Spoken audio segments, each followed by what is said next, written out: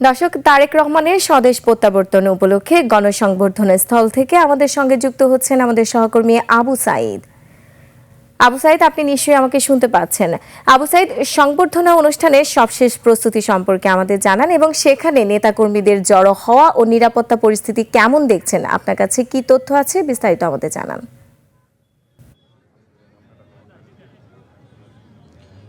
রোমানা,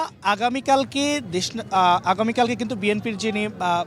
ভারপ্রাপ্ত চেয়ারম্যান তারেক রহমান তিনি দেশে ফিরবেন এবং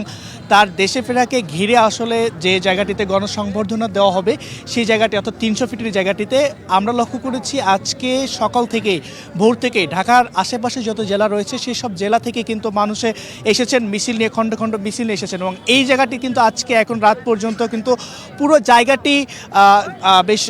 মানে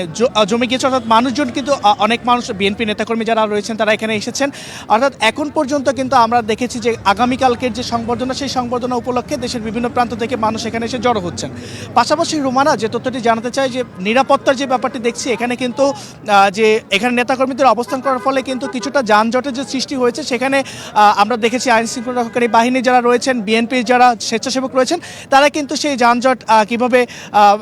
কিভাবে সহজতর করা যায় সেটিকে কিন্তু আসলে সেটি নিরসনে তারা কাজ করে যাচ্ছেন আমরা দেখেছি। পাশাপাশি কিন্তু এখানে তারেক রহমানের মাস্ক পরে কিন্তু অনেকে আমরা লক্ষ্য করেছিলাম যে স্লোগান দিচ্ছিলেন এবং পরবর্তীতে কিন্তু এখান থেকে আমরা দেখতে পেয়েছি স্টেজ থেকে নির্দেশনা দেওয়া হয়েছে যে কোনো ধরনের মাস্ক পরে যেন এই স্লোগান বা কোনো ধরনের স্লোগান না দেওয়া হয়। পাশাপাশি আমরা আপনার মাধ্যমে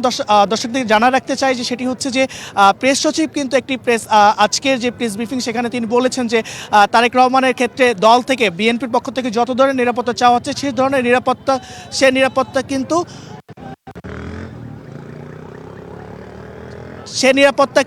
আসলে সে নিরাপত্তা কিন্তু আসলে জোর করা হচ্ছে এবং আমরা যেমনটি আসলে এই মুহূর্তে ঠিক লক্ষ্য করছি যে এখানে এই জায়গাটিতে নিরাপদ যে বিএনপির যেসব নেতাকর্মীরা রয়েছেন তাদেরও কিন্তু যে উচ্চপ্রা ভিড় সেটি আমরা লক্ষ্য করছি। রুমানা, এটি ছিল আসলে আমার কাছে এই মুহূর্তে 300 ফিট থেকে সর্বশেষ।